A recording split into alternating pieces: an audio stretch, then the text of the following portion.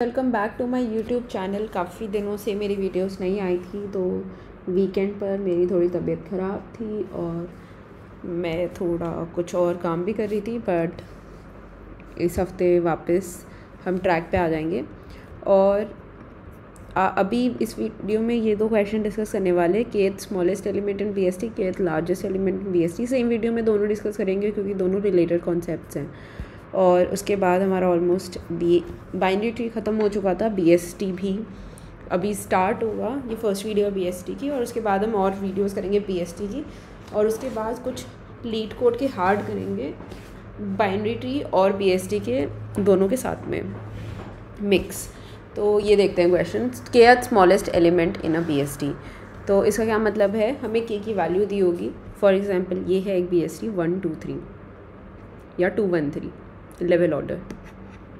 Second value, second के is equal to 2 का मतलब है second smallest element in BST. तो अगर हमारा बीएसटी ये दिया हुआ है तो इसका इन ऑर्डर ट्रैवर्सल क्या होगा, ये हो जाएगा, ये क्यों होगा, because in order traversal is left to right and in order traversal of a BST is always sorted. ये तो मोस्ट यूज्ड कॉन्सेप्ट्स में से एक है। तो इसमें अगर हमें के की वैल्यू 2 है, मतलब हमें सेकंड स्मॉलेस्ट वैल्यू चाहिए।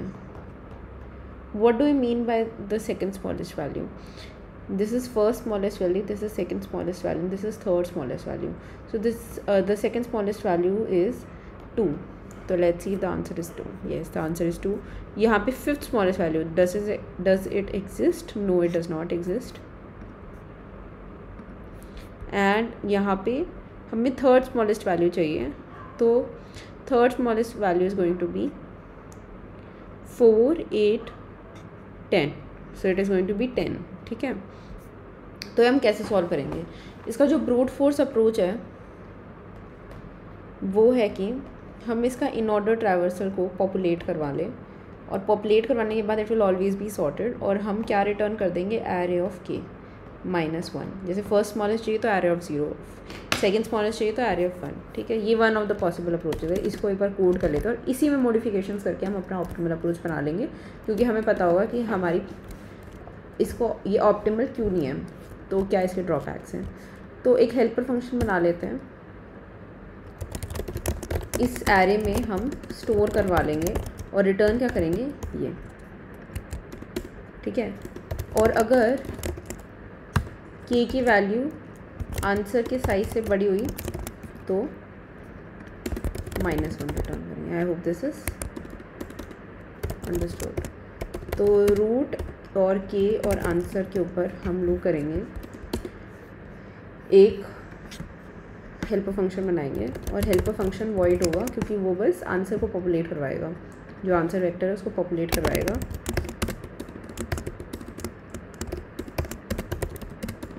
और के हमारे पास और वेक्टर है आंसर। Sorry guys. तो अगर रूट की वैल्यू 0 नल हो गई, इसका मतलब हमें कुछ भी पॉपुलेट करवाने की ज़रूरत नहीं है। तो in order means left root right, तो ये सब ही जानते हैं, ऐसे ही होगा इन ऑर्डर पॉपुलेट। और यहाँ पे आंसर के अंदर पुश बैक कर देंगे रूट का डेटा। रूट का डेटा क्यों कर रहे हैं, क्योंकि रूट इज़ नॉट नल। यहाँ तक आए तो रूट तो नल नहीं होने वाला है। और उसके बाद रूट का राइट। ठीक है,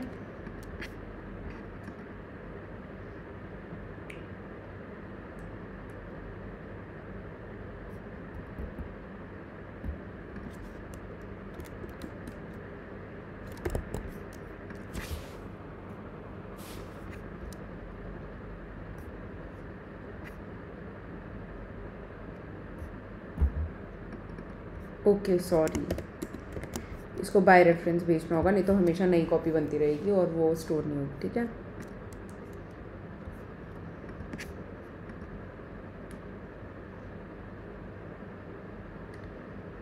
सो दिस वर्कड। बट इसमें एक प्रॉब्लम है। इसमें क्या प्रॉब्लम है कि इसके अंदर जो टाइम कॉम्प्लेक्सिटी होगी क्योंकि हम सारे इन ऑर्डर एरे में हर एलिमेंट पे एक बार ट्रैवर्स करेंगे तो नंबर ऑफ़ नोड्स जो हैं ओ ऑफ एन हो जाएगी।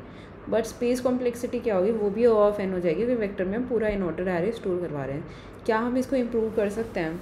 क्या हम ऑर्डर ऑफ एन से स्पेस कॉम्प्लेक्सिटी ऑर्डर ऑफ के कर सकते हैं? डेफिनेटली, क्योंकि हम के के बाद तो हमें एलिमेंट्स चाहिए ही नहीं ना, हमें k-1 तक एलिमेंट्स चाहिए, हमें k-1 के बाद चाहिए नहीं। तो हमने जो k दिया है उसको यूज़ तो यहाँ पे नहीं किया है ना, तो हम यहाँ यूज़ कर लेंगे कि अगर ये यहाँ पे यूज़ कर लो कि अगर आंसर डॉट साइज़ k से बड़ा या उसके इक्वल हो गया तब तो और हमें ट्रैवर्सल आगे करने की ज़रूरत ही नहीं है ना।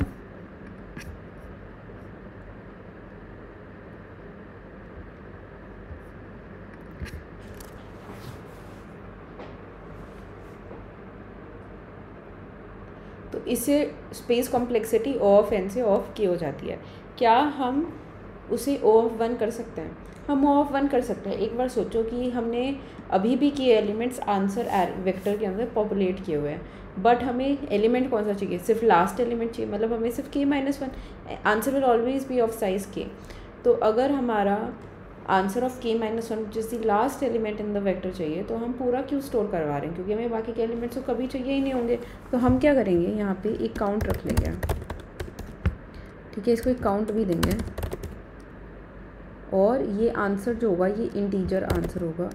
फिर हमें ये चेक करने की ज़रूरत नहीं है और हम डायरेक्ट आंसर को रिटर्न कर देंगे। अब देखते हैं कैसे करते हैं। तो ये एक इंटीजर आंसर, क्योंकि इसके अंदर हमने डायरेक्ट लास्ट एलिमेंट स्टोर कराया। लास्ट एलिमेंट कैसे पता चलेगा? काउंट से पता चलेगा, ठीक है।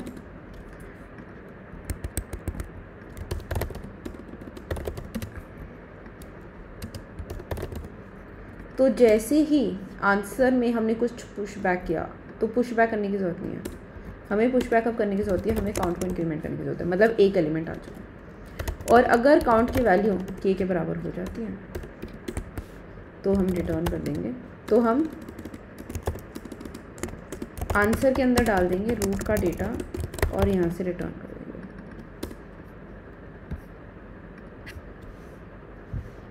और हाँ सॉरी, इसको ऐसे लेने की ज़रूरत है।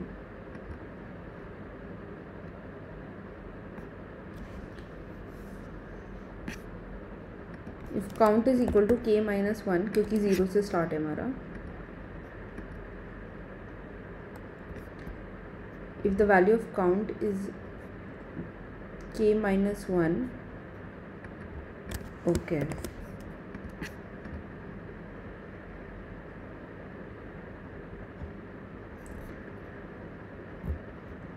काउंट को इंक्रीमेंट हमें 0th एलिमेंट पाया तो नीचे करना है ना।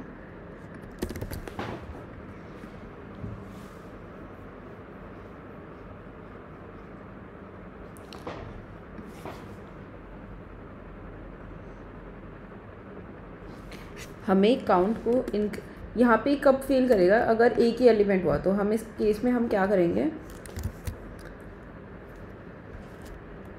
काउंट आंसर को इनिशियलाइज कर देंगे, हाँ, कि अगर एक ही एलिमेंट हुआ, काउंट को सरपास किया ही नहीं, तो हमारा आंसर -1 रिटर्न हो जाएगा उस केस में। बट इसमें एक इशू आएगा कि अगर एलिमेंट से एक जस्ट कम हुआ तो हम काउंट को के चेक कर लेंगे, क्योंकि 0 फर्स्ट एलिमेंट कब आएगा? जब 0 1 हो जाएगा। So I hope this is clear, thank you. और ये जो नेक्स्ट क्वेश्चन है वो अच्छा क्वेश्चन है, kth लार्जेस्ट एलिमेंट। ये तो नॉर्मल क्वेश्चन था, इन ऑर्डर एरे हमने किया, बस इसके अंदर हमने ऑप्टिमल किया है स्पेस को। इससे जो नेक्स्ट क्वेश्चन है kth लार्जेस्ट, वो थोड़ा सा अच्छा क्वेश्चन है, उसको हम डिटेल में देखेंगे अभी।